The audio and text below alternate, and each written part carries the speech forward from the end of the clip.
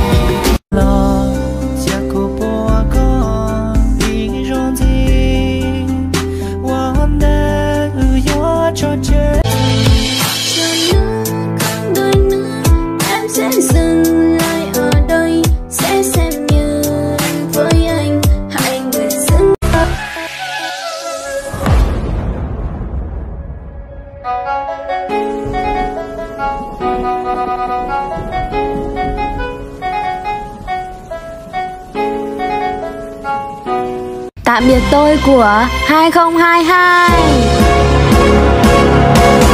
Dù cho tháng năm kia đổi thay, dù cho bao mong manh mãi nơi nơi.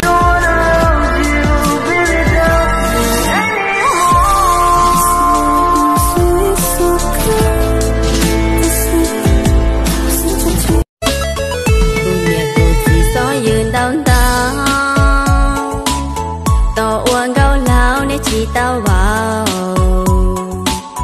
từ vì nê tê luôn tua bùa thao có thó mà yo chỉ thảo yao tỏ nè nôn nọ oan gấu lâu ta lo vì nê có thó mà oan nha tỏ mua nông nhung theo li bao ta ngông long nê lưu tia nhỏ lâu ta vì sao anh ấy từng phải chỉ thế chẳng mê hoa nhá trả lúa chỉ nhiều yo cả tao có ý lăng lòi yo cụ tu mê yo nia giờ thì có lúa tia sao sẽ cha cũng mà khía cha cũng ngắm một nhỏ hậu có lúa cha chỉ cha có sự mơ li oh baby nó bé đầu một bò thua nu lo cho cha phim chỉ mua khu vì chỉ mua ý tu lo nhẹ yo lo cho luôn cho cụ thà Lina.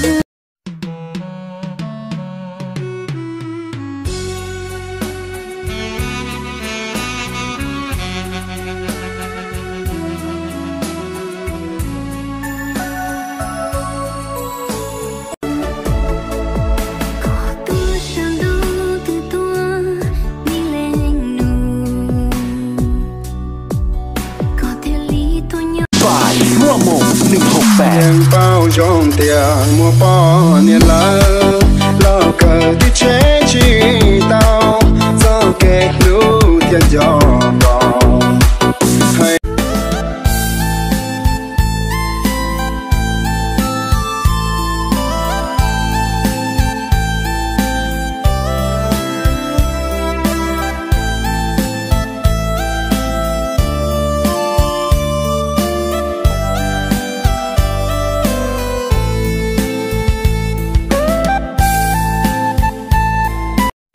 Xin đón hút tới tôi chỉ buồn ra tôi cú bù há rồi mới nói chơi cú yêu một chia ta lợi lối đôi ta nên con hút tới tôi chỉ buồn ra tôi cú bù to rồi nói chơi yêu một chia ta lợi lối đôi rong po mình trong mong ước nhiều ông cao ơn cho lon đến em đêm nay ngon và cực không có sang thành cùng đi mất không có căng cho là vùng nơi làm mấy thấy men phổ mất.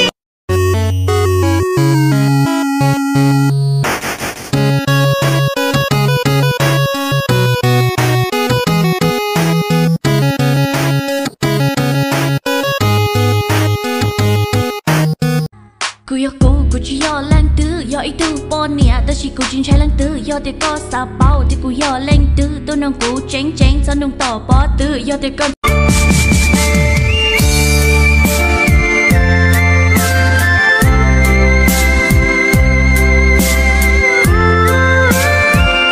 một người đã mong cả thế giới sánh đôi với tình yêu mới. Ngày em đẹp nhất trên là ngày chúng ta sắm mãi một người.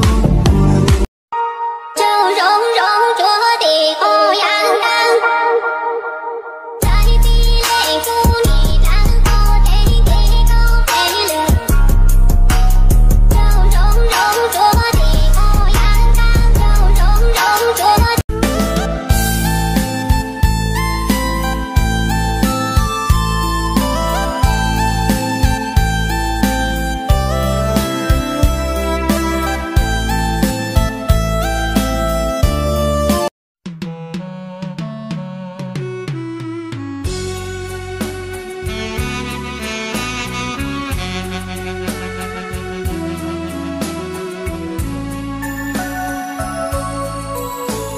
vì mà sao sao cho thì của ý xưa là một việc gì là mà nhỏ có mà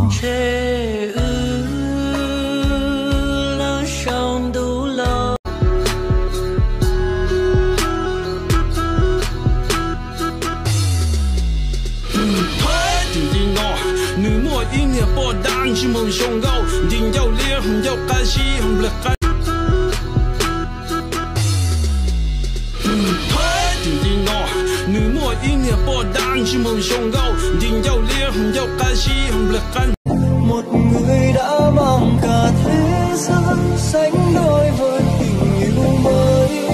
Ngày em đẹp nhất trên là ngày chúng ta sắm mãi một người nợ duyên. có tua đà đà có chi hoa cô mà nó lời thà cho đời có thiệt cô. Chả dù khó cú xeo luôn, em sang tu con đầu u, họ nhau khó tư.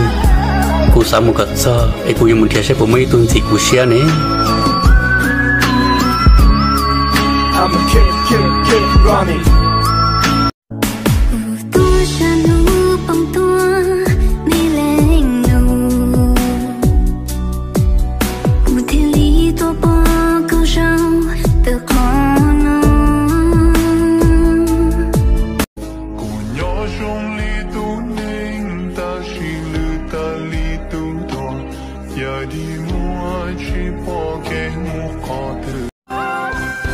Thanh xuân của người anh yêu, anh đã lấy nhưng chẳng hứa gì.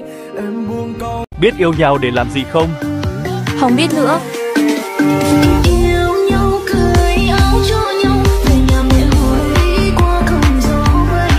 Từ đây hãy xin nhân trao xem như hết tình mình đã trao phần duyên ta lỡ có. Trông em cứ như một Gì cơ? Một gì? một bông hồng xinh tươi tắn trong ngàn kia xa. Đôi chân thơ ca mà chỉ nhỉ bé tia sao lo ra bé mà bé lâu bé xả qua lo trả ra mua nè.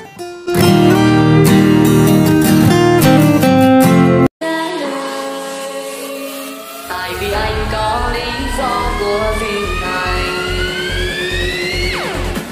Số anh nghèo không thể lo được cho em đủ nắm em. nếu em không về mùa thu với anh thật dài. Anh sao chỉ nhìn những thứ đáng lẽ là của riêng anh, mà lúc này thấy em chẳng bằng ai. Bởi vì hai